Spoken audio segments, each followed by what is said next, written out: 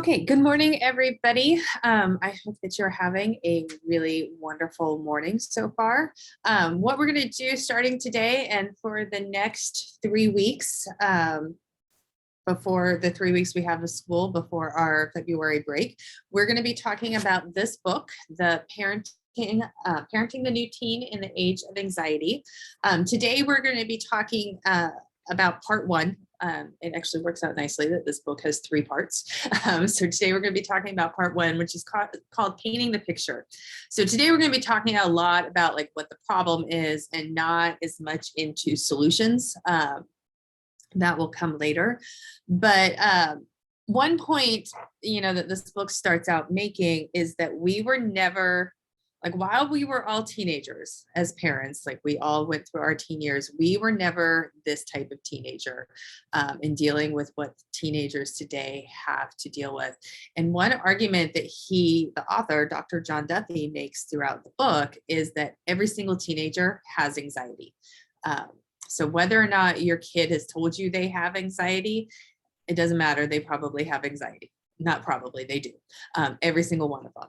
And so that's just something that we need to understand, both as parents and then us as people that run a high school.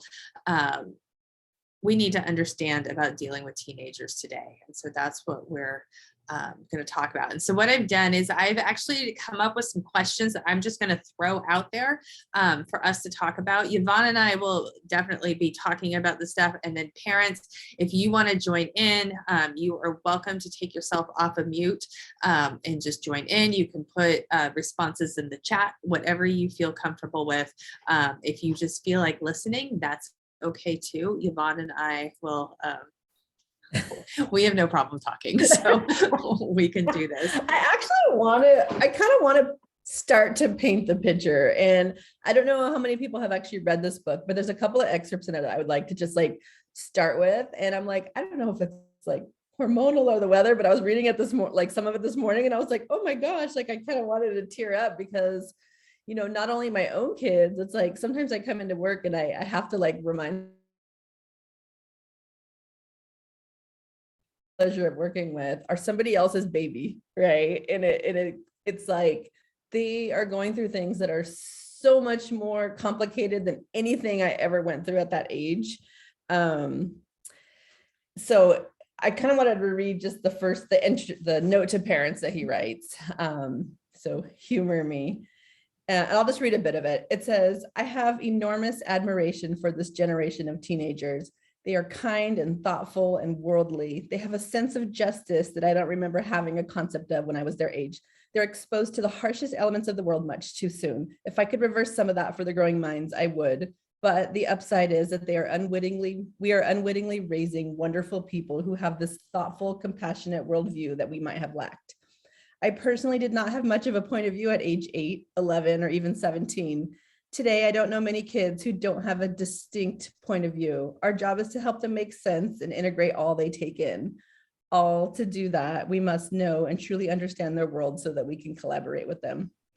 Our kids are in an undue degree of psychic pain and they need an open dialogue. If we can get them talking, we can help ease their anxious minds.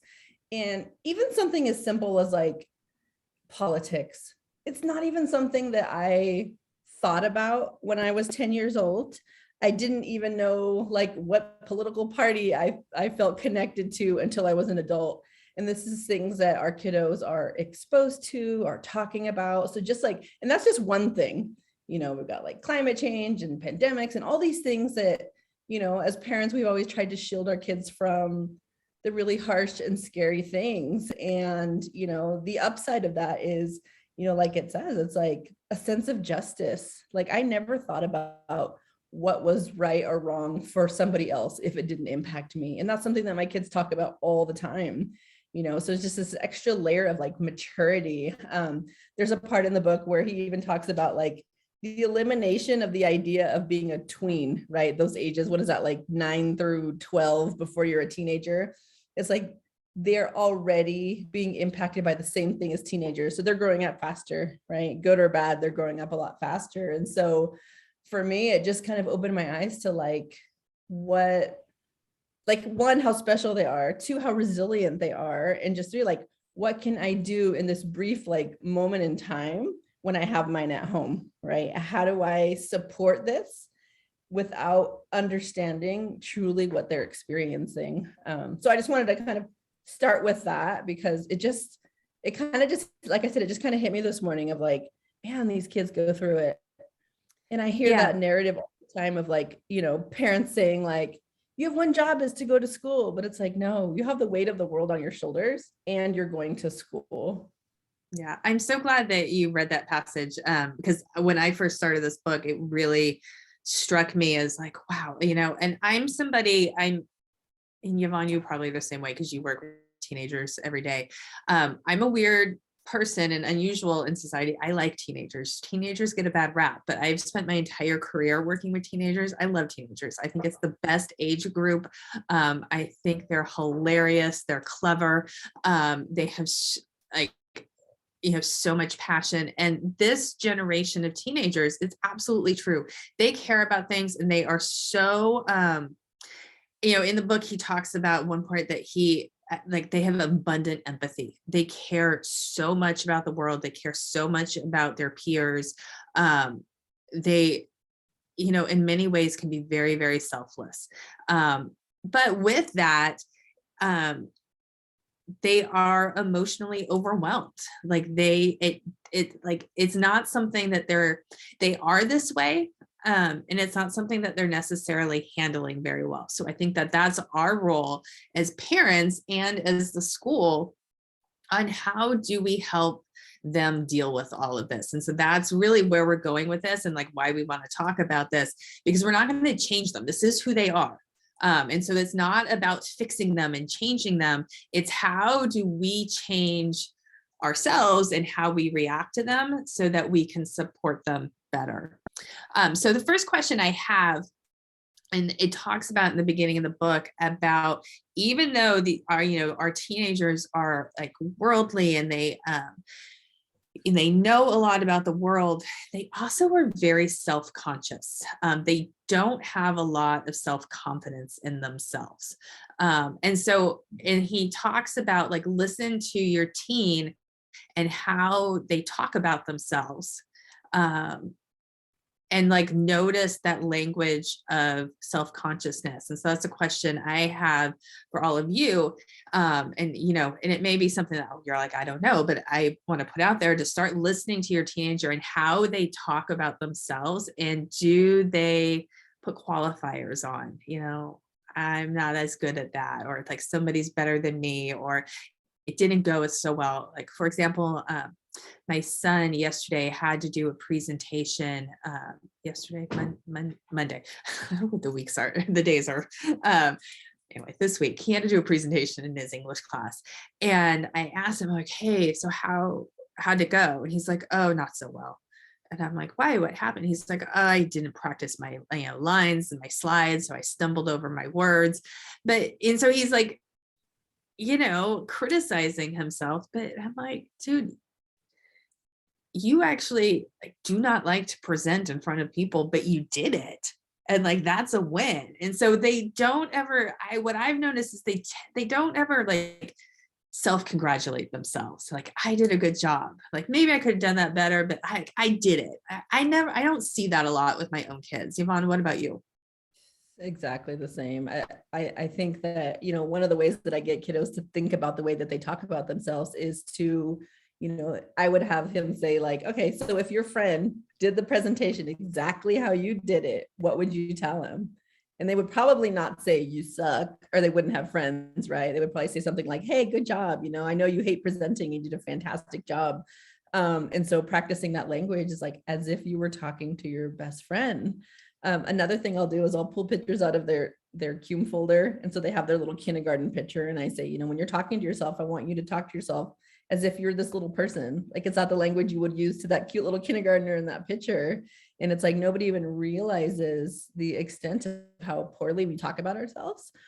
In that exercise you mentioned, it says, do they reflect on how they look or the nature of their personality relative to others? And I think that's the biggest thing. It's like relative to others. It is difficult to, talk about yourself in a positive way. It's not normal for a lot of people. So I'll ask kids, sitting in session, like, tell me something good about yourself. And they'll kind of freeze, and I'll say, okay, wait, tell me something good about your best friend. And they'll just rant on and on and on. And then we come back to themselves, and it's like, do you notice the difference between how you're able to talk about someone else? But when we're talking about us, it's impossible. You're having a really difficult time. And it's uncomfortable, but definitely just like that self-talk and that self-deprecating humor, is something that I see all the time. It's very rare. And I think sometimes they think like, if I talk too good about myself, I sound conceited. Right. That's definitely something I've noticed with my own kids. And then when I think about like, all the kids out here, it's definitely true. My son has said to me in the past, I don't like to brag. I don't want to brag about myself. And that's not something that we taught him, but it's, interesting. You have your hand up, Ms. Barreras. Yeah. Hi. Hi. I love this book. I started it as soon as you guys sent the link out. Good. But it is such a fine line about teaching kids to be confident in themselves, because I tend to tell my kids to be humble. And so now I'm rethinking that because I do have, my kids that aren't confident in certain things that they do. And so now I'm thinking, oh, shoot, did I just screw that up? Because I've always taught them to be humble and like, okay, yeah, you scored. That's great. You don't boast about it. We'll congratulate you. And of course we celebrate it, but then maybe I'll have another kid who's going through something. And then, so I don't want to celebrate it too much. So I feel like, oh, they care. Like my daughter had wanted Lululemons forever. And I was like, I am not paying $80 or $90 for a pair of Lululemons. You're in 8th grade. No. So she barely got her first pair like last year, junior year. And all her friends had like 10 pairs of Lululemons. And I'm like, I hate to be that parent, but seriously, and so the whole, like they look into, how they dress, and both my kids are just like for 30 minutes, like changing outfits. And I'm like, oh my God, just put some clothes on already and let's get out the door. Cause I don't remember being that way. And it's just so different, but we don't have social media. We don't have, all these people we're trying to emulate. When we were kids. This book totally just like, Yeah, for sure. I love that you said that though, about like, how can we be humble and feel really good about ourselves? And I think we can. I think that's just that fine balance, like you said, of like, gosh, being humble doesn't necessarily mean not appreciating our good qualities, right? It just means, And I think that's what I liked about where he's talking about paying attention to the language they use when they're talking about themselves. Because I think there is that fine line. Because you don't want a kid that's like showboating and bragging and like, because those are annoying people. We've all seen those people like out there, and like nobody likes that person. So you don't want that. I totally understand why you would teach your kids to be humble. But at the same time, like internally, they want to be self-confident and like, yeah, I'm good at this, and like have that confidence. And so it is that fine line of how do you teach them to express and like have that confidence in themselves, but not go overboard or everybody else is like, oh, you're that guy. Yeah. And just one more benefit of me having 3 boys is I haven't had to go through the Lululemon dilemma in my house. Yeah.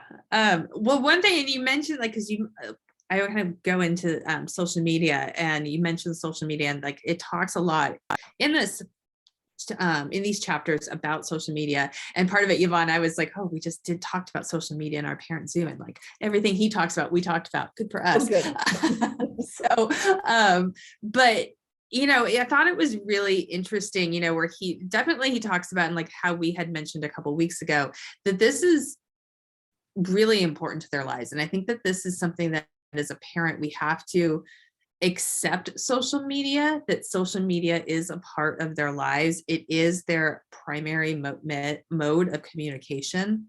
It is also, when we talk about self-esteem, their primary method for bolstering their self-esteem, because they will take, all of those different pictures of themselves. My daughter, she'll go out with her friends and have full-on photo shoots and find the best picture to put on social media. And yes, she looks gorgeous in these pictures, and she's always like, Mom, did you like my picture? And you got to press like on it. And I'm like, oh, okay. So I'll make sure to do that. And so it's one of those things that yeah, we need to accept about them, but we also need to caution them and have different aspects of their life.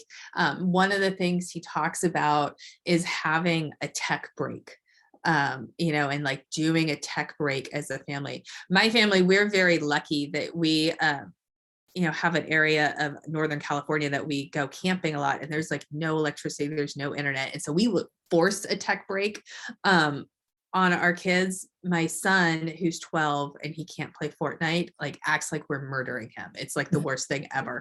My daughter, though, it's interesting. My daughter really enjoys it. But she's a little bit older now, and she definitely is I need that break. And then she recognizes how good it is. And so that's just somebody we force it, because there's no internet, there's no electricity, what are you gonna do? But I don't know, other parents out there, ways that you've been able to force a tech break on your kids. There's something in the beginning of the book where he talks about our instinct as parents when our kids are feeling anxious is to clamp down and lay down the law. I think the best thing about tech breaks would be getting their buy-in, right? If you have their buy-in, or why would this be beneficial? We did a trip over the break where my husband and I decided we're not paying $10 a day per child for them to have international internet. So, and it was a beautiful trip where they used their phones as cameras, and that was it. And then we pretended that we didn't have Wi-Fi in the house that we rented. And so it was just amazing. They were playing board games, they were going for walks, they were doing all these things.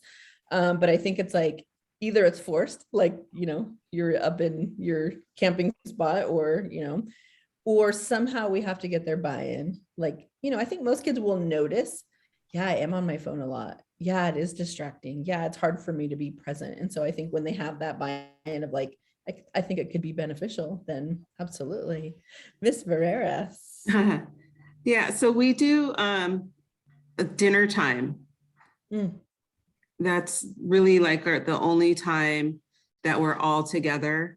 Yeah. And we sit down, but due to sports, it's kind of screwing it up. Because sometimes I don't want to wait, or someone doesn't want to wait for everyone to be able, but that's kind of when we disconnect and we talk about our day. But we do the camping or the forced family game night, and we get a lot of I don't want to do that. But by the time we're in the actual game, everybody's having a good time. And it's not often, but when we do, it creates a lot of memories, and no one can have their phone, right? It's even they might have it on the table or next to them, but they won't look at it. So that's, I need to go back to that and do that more often. The dinner. So it's PG&E power shut off. That is always an well, not even TV either. We can't hide. That's my rule. Yep. No TV, no devices at the phone for dinner. And you got to tell me about your day. And if I say, what did you learn today? And you go, nothing. I'm like, really? You sat there and you looked at the wall all day long? That's what I did. That's boring. So then I have to probe. Yeah, I love the dinner. And you're right, though, with sports and just other commitments, it can get a little bit crazy. I know for us, we try to at least once a week, have it okay, because there's some times of the year that it gets a lot busier than others. But just having that routine, I think is a really great thing to do. I mean, I'm definitely guilty of falling out of it. And like, once you get out of the habit, then you got to get back in the habit. And, then you have to retrain your kids on like, no, this is what we're doing. But it's definitely worth it. I love it.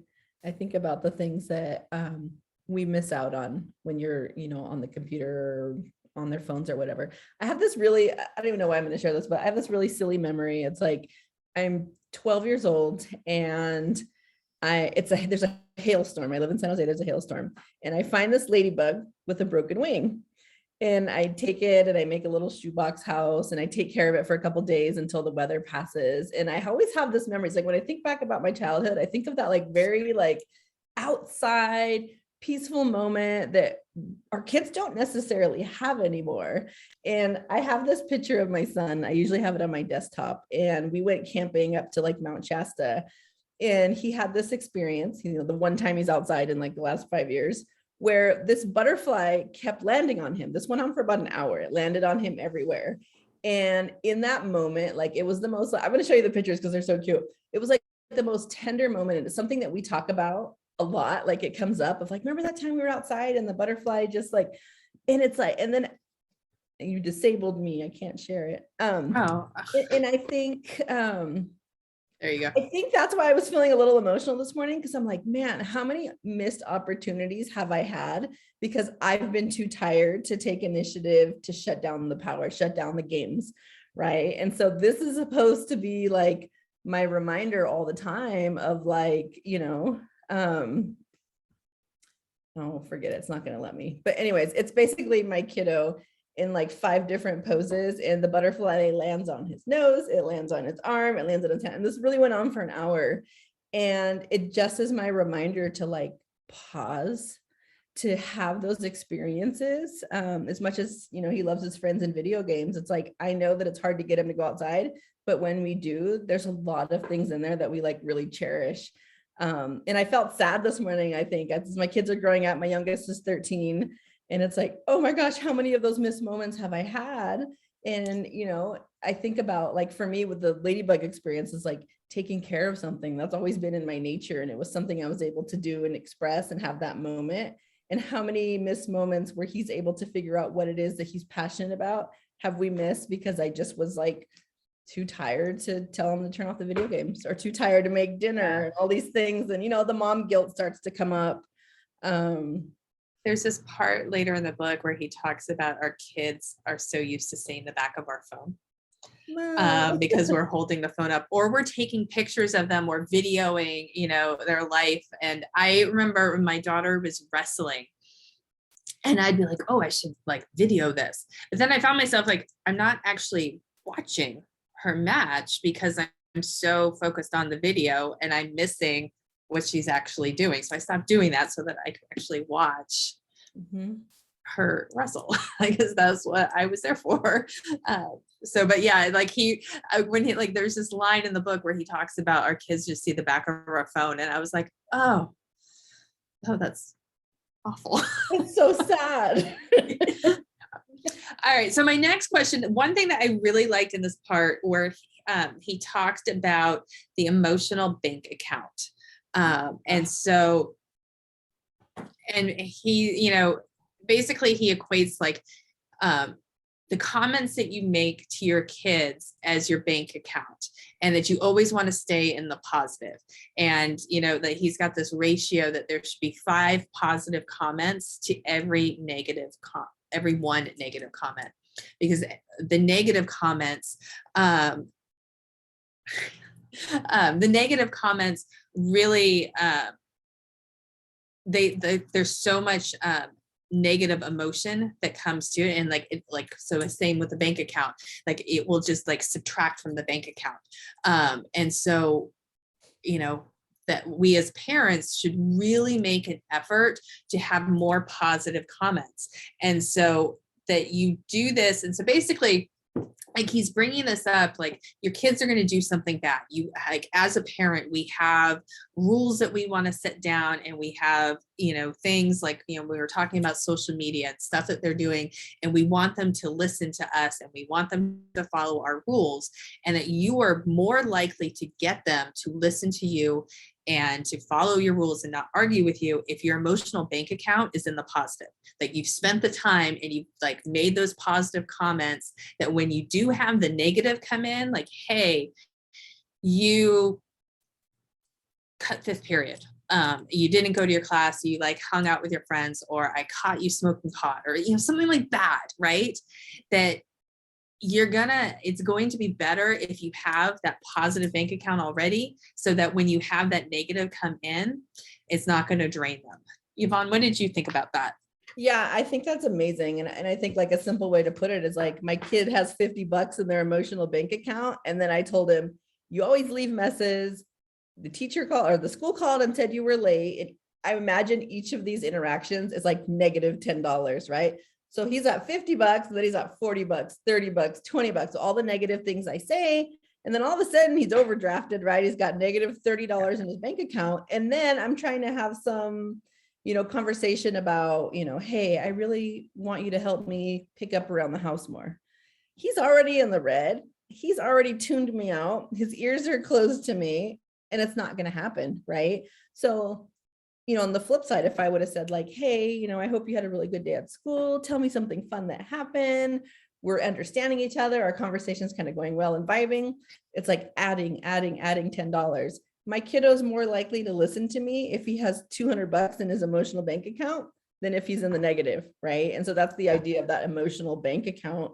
And it's absolutely 100%. I think the ratio is supposed to be like five positive to one negative. Yeah. So if you think about that, is that what's happening with you and your kiddos? Are there 5 positive interactions between every bad one? The answer is no. I get on my husband all the time because he's kind of like the law in our house. So he's like, do this, do that, do this, do this. Then he's like, well, how come my kids don't want to throw the football with me? And this is a great way to put it. I'm going to tell them this tonight, like, because they're like negative 500. If my bank account's that low with you, I don't want to throw a football with you either, and so it's just a good way of like, man, where is their account when it comes to their relationship with you right now? Yeah, I really liked this analogy. Vincent, I see your comment in there. Like, I just found it very useful and a really great way to frame it for parents to really understand the impact of the positive versus negative, and like how we talk to our kids, and the idea that, keep your balance positive, and, do things with your kids. Like, and we brought this up, I think it was last week, we brought it up, it might have been the week before, but, make connections with your kids, like play with them, laugh with them, find out what favorite TV show, what are they watching right now, watch it with them. Talk about that, because all of that is making that balance in your account positive. That's all adding up to there, because there are going to be times that you have to be the bad guy. We're parents, like that's part of our job. It's the sucky part of our job. Nobody likes to be the heavy and like totally get on your kid about you're not doing this and you're not doing this, but we have to, because you do have to, like, from time to time, play the parent part. You're the parent. You got to like lay down the law and like, no, you can't do that. I'm the adult. A good example of like when parents are like, my kid doesn't listen to me, they listen to you. It's like, well, I only have limited interactions with them, and most of them are positive. So our emotional bank account together is doing really well. Not because I'm a better person, but because I don't have to tell them to pick up their room. I just have the positive experiences. I'm going to read this blurb. It's basically like the activity for all of us and the challenge. And it says, consider for a moment your relationship with your own child. For 1 or 2 days, keep track of the interactions you share and create an honest accounting of net positive and net negative interactions. If you find, as most of us will, that you are nowhere near the ratio of 5 to 1, create more positive interactions. Talk about interests, common interests, otherwise focus on something other than the homework she's supposed to be doing, or the dishwasher that needs emptying, or the attitude she's been showing, because this research is powerful and holds true. If you lack abundant positive interaction with your child, your influence in her life will be greatly diminished, increasing your frustration with parenting and driving a deeper wedge between you emotionally. And it's like, yeah, there's days where I know my kids want nothing to do with me. And I think back like, man, I've had a week of lots of withdrawals from the account, if you will. So challenge yourself for one evening or 2 evenings, catch yourself, how many things are you saying that are negative? How many interactions have you had that, don't go so well? Yeah, I think this is also something, if we can like keep this, it works for everybody, not just our kids. Like works for your spouse and your like your work colleagues, like everybody that you have in your life. Like I think this is a really useful tool, a really useful way to frame it. Yeah, I really liked it. Well, when you said that, it hit me in the stomach. I'm like, oh no, my husband, poor guy, is like bankruptcy. No wonder he's not taking out the garbage. Oh boy, that's a different topic. Oh, I just lost my I'm trying to find my questions and I lost the camera. Okay. So this kind of goes into, my next question. It's kind of going the same thing. The author says that parental disdain is the reflection of our own fear and frustration. So when, we are, and it's again, those negative comments. And like I said, I don't want to ever say and make it sound like you're never going to say anything negative to your kid, because you do have to be the parent and you do have to, sometimes be the bad guy. But when they come to us and with their problems and how we react to them, if we, he uses the word disdain. I would think more like dismissive. I certainly have been guilty of this. I think back, when my daughter was, I've been very honest with this, has, gone through periods of very severe depression. And I think a lot of times I was dismissive of it. I was, like, well, you've got everything going for you, what do you have to be depressed about? Can't, it's going to be okay. Like, this is just normal teenage stuff. I know I have said that to her, like, this is just normal teenage stuff. And how dismissive, and she read that, I'm sure, as disdain. And in her mind, I can't talk to my mom about this. She doesn't get this. Yeah. And I think that that's just something that we have to really be careful with. Because it's, and I like where he talks about, why do we do this? It's our own fear and frustration. I didn't want my daughter to be depressed. It was terrifying. It was absolutely terrifying. It's still terrifying to me. She just broke up with her girlfriend and she's definitely feeling blue and down right now. And it's terrifying because every time she's not feeling great and not happy, I'm like, oh no, we're going to go back there. And so I just, my own self, have learned I have to be very careful about what I say and really check my comments, because I don't want them to come off the wrong way. Yeah. I like that you said that, Jenny, because it says, at the beginning of that chapter about disdain, it says, to your child, your fear and judgment may look like disdain. She can't bear the burden of your disdain. Expectations, yes. Disdain, well, that might just break her. And, I agree with I have a 18-year-old who's still experiencing depression.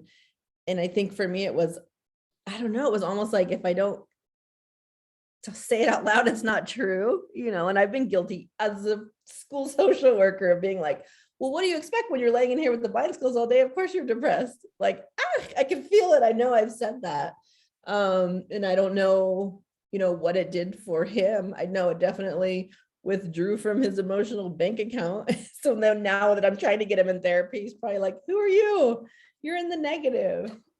Yeah. As much as kids, will say I don't care what anybody thinks, our feelings towards them, about them, are the most powerful driving force in their lives. Yeah. Whether they let you know that or not, what you think and feel about them is more important than anything. Yeah, what are he we talks showing? about, and I know we've talked about, the idea of like separate the character and the behavior. Like you don't like the behavior they're exhibiting. If you find out that your kid is doing drugs, you don't like that behavior, but like you don't want to make it a like judgment call on their behavior, on their character, like they're a terrible person. You don't like what they're doing. It's so simple to say that though, and it's so difficult to actually make that and to live that, because when your kid does something that you are really unhappy with, like it's so hard for us as parents, we do. I mean, I know I'm like, I do see it as a reflection of myself. I think it's impossible not to, but we have to, that's what we have to really try to make it, it's not about us. Yeah. That's a hard one. Yeah.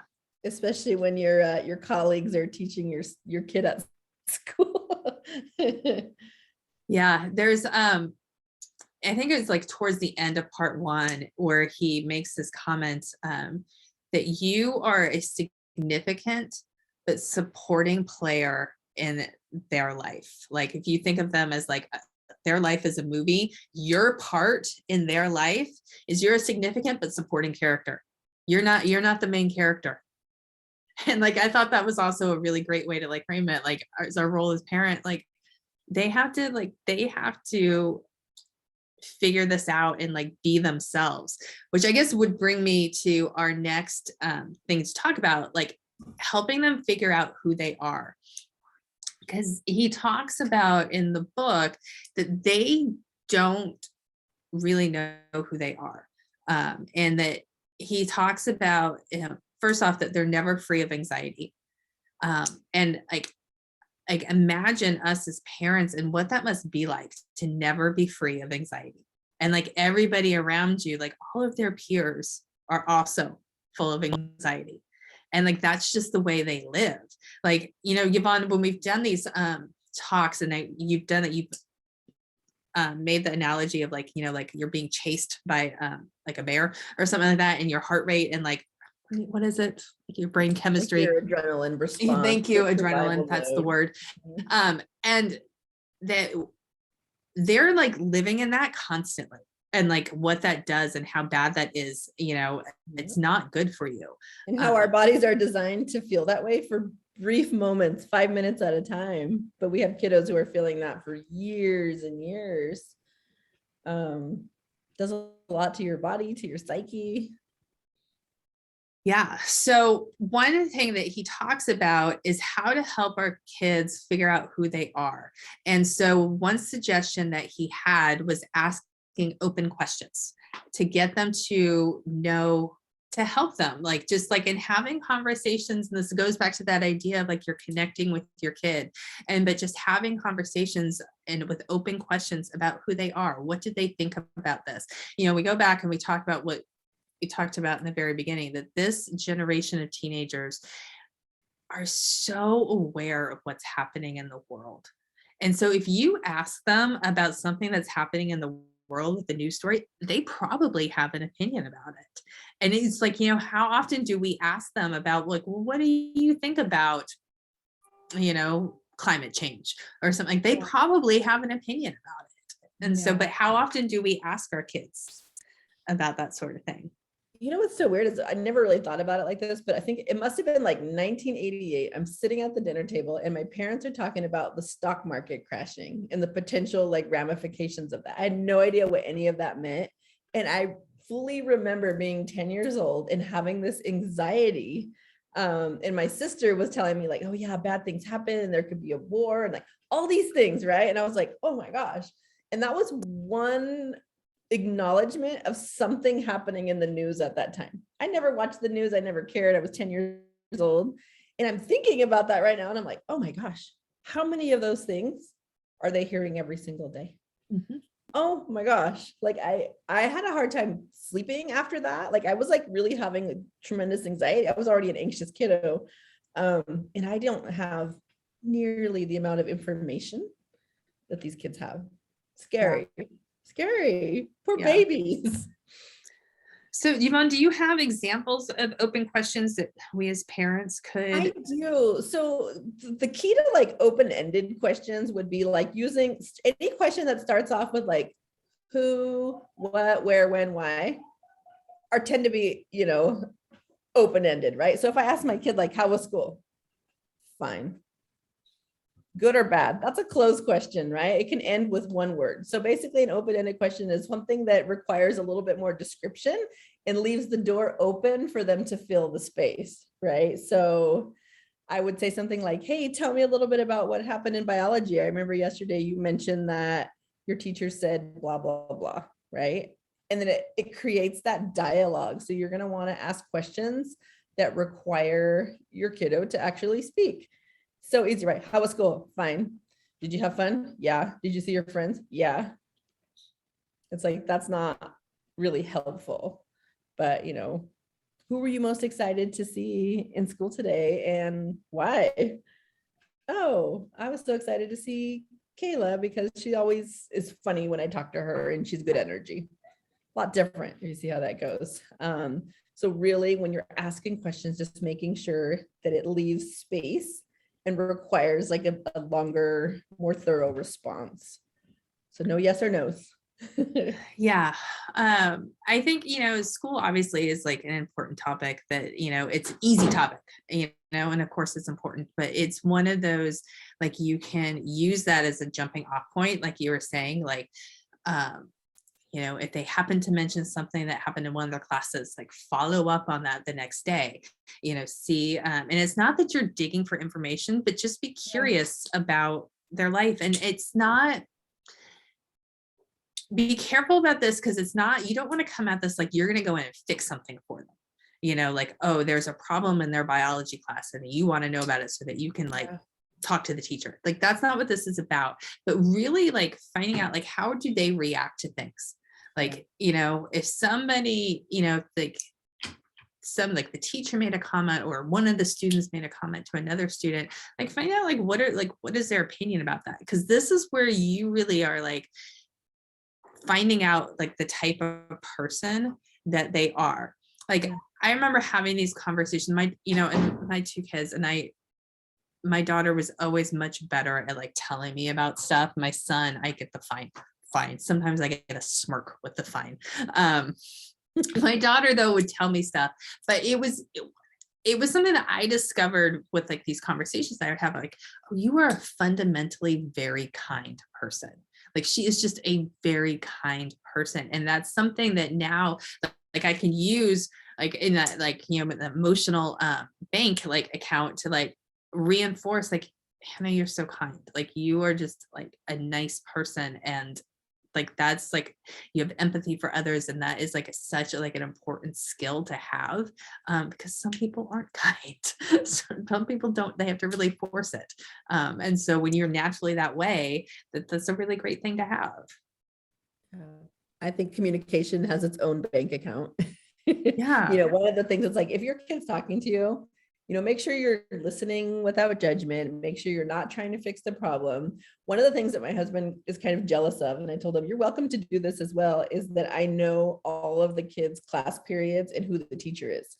And so when they tell me things about that class, I remember them so that in conversation, it's almost like we're continuing the conversation about school. My husband's like, how's school? Right. And I'm like, oh my gosh, how was Miss Shank's class today? I know that's 6th period after lunch. That's when I'm always tired. How'd it go?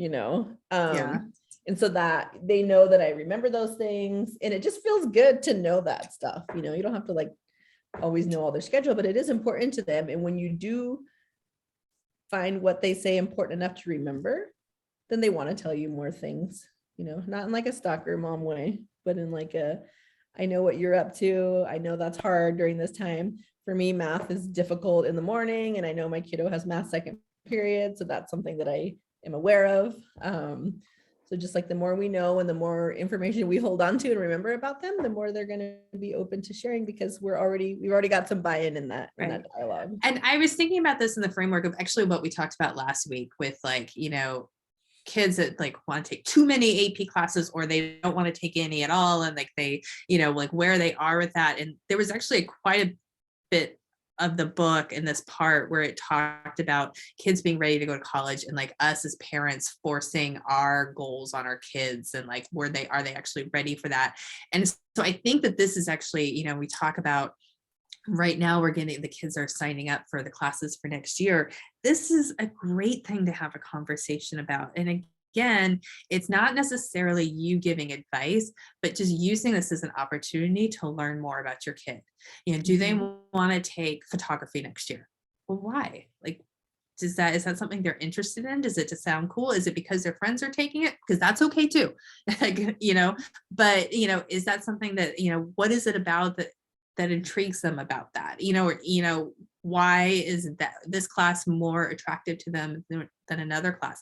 You can actually learn a lot about their personality and who they are, and them, not just you learning about this, you forcing that conversation and them having to talk out loud about this, they're learning about themselves too. Because I know, like with my own self, and I'm sure all of you are the same, like sometimes I have to talk stuff out and I like then figure out, oh, this is how I feel about this. But I don't necessarily automatically know right away. I have to talk it out. And so you can provide that opportunity with your kid by just having that conversation. Yep. And I think talking about AP classes or class selection for next year is so important, because then they realize, oh, my parent doesn't just care that I'm taking AP in these high level classes. They actually want to know what I think about it and if I like it. And that'll open their mind to like, do I even like AP Lit? Do I even read? Do I even like to read? Is that something I like to do? As opposed to just like, oh, I'm taking 5 and that might impress mom. It's like, no, mom knows that I'm not a big reader. So it makes sense to mom that I wouldn't want to take that class. So why am I signing up? You know, things like that. Just opening that discussion is going to be really big right now, this time of year, for sure. Yeah. One thing I really wanted to get to, because so this will probably be our last question because we've got about 10 minutes left. I felt this one really personally. So how do we foster individuality in our kids? And do we ever let them just be weird? And I am so guilty of this because I have my own perceptions of like, oh, this is, you know, what you're supposed to do. I've talked about before, you know, when my daughter decided she didn't want to go to a 4-year college right away, that she wanted to do this year junior college, I struggled with that. I struggled because that was my own ideas about her life and what she needs to do. And then with my son too, I see myself making some of the same mistakes. You know, he's in the 7th grade and I'm like, oh, well, shouldn't you be texting your friends? He doesn't do that. He's not on social media at all. And like, part of me is like, well, shouldn't you be? Isn't that normal child development? And then I'm like, no, that's not who he is. Let him be him. Like in this book where they talk about the kid, like, you know, like he's not interested in this. And like, he's like, I've had so many people like tell me about my son, like, oh, I'm worried about his socialization because he doesn't necessarily have a lot of friends. And he does his own thing. But then I've had to like step back and look and like, you know what? He likes the way he is. Like when you talk to him, he likes himself. Like he's okay.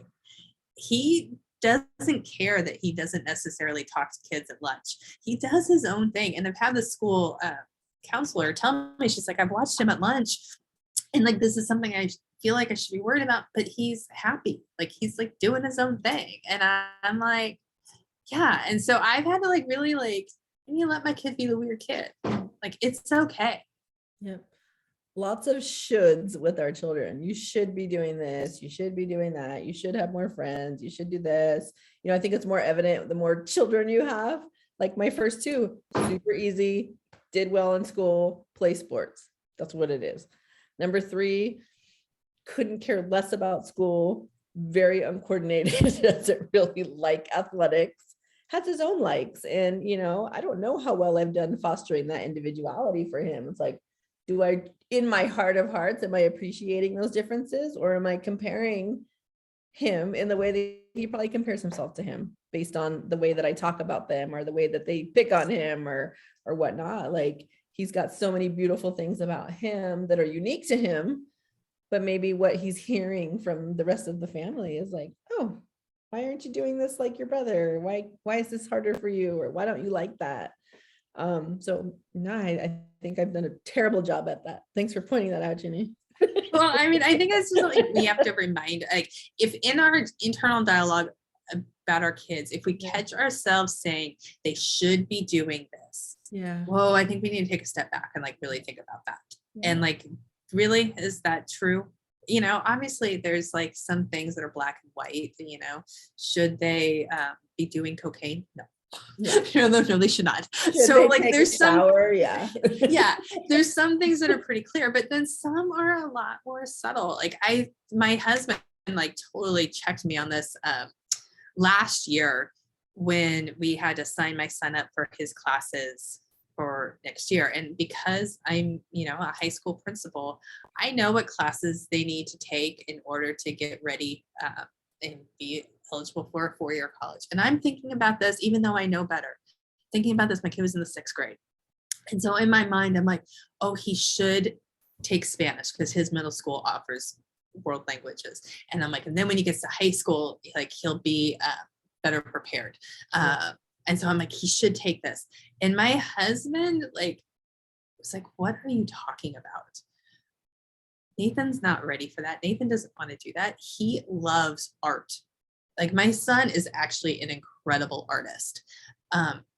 He's like, put him in a couple of art classes. That's what he should do. Like, that's like what he's going to like and enjoy and foster that. So I think it kind of goes to like then the last point of like finding some less conventional ways that your kid could show success. So maybe they aren't a 4.0 kid, or even if they are, you know, what are some ways that they can show success that's not necessarily in our mind what they should be doing.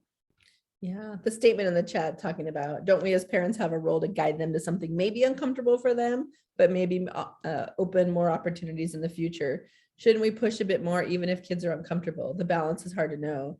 Absolutely. I think it's our job to expose them to different things, right? But we also have to be prepared that, you know, even after they try something, maybe it's not for them, right? I know like, I would always have that thing of like, you sign up, you're not going to quit. And my kid cried through football in 3rd grade, and I still feel bad that I had to drag him off the floor of the parking lot. Like, you know, so it's like, yeah, I do want my kids to try something. I want it to be something that they pick, you know, maybe put some options out there. I never want to be like, you're going to try this because it's new. I think as long as they have, again, some buy-in. You don't get kids to do things without at least a little bit of buy-in. So maybe telling them why it's important and giving them some options, I think could be something. So I think this goes back to what we were just talking about before with like having those conversations and learning about them. And I think as a parent, if you find yourself like you are constantly pushing the opportunities that you think they should be doing, but you're constantly having to push, and they are so resistant, I think that's the point you take a step back and like, hey, maybe this isn't actually for them. And again, it goes back to that emotional bank account. I was just going to say that. You know, like the more time you spend having those positive interactions, that when you need to make that suggestion of like, hey, why don't you try this? I think this could be really good for you. They're more likely to listen to you because you've got that positive bank account.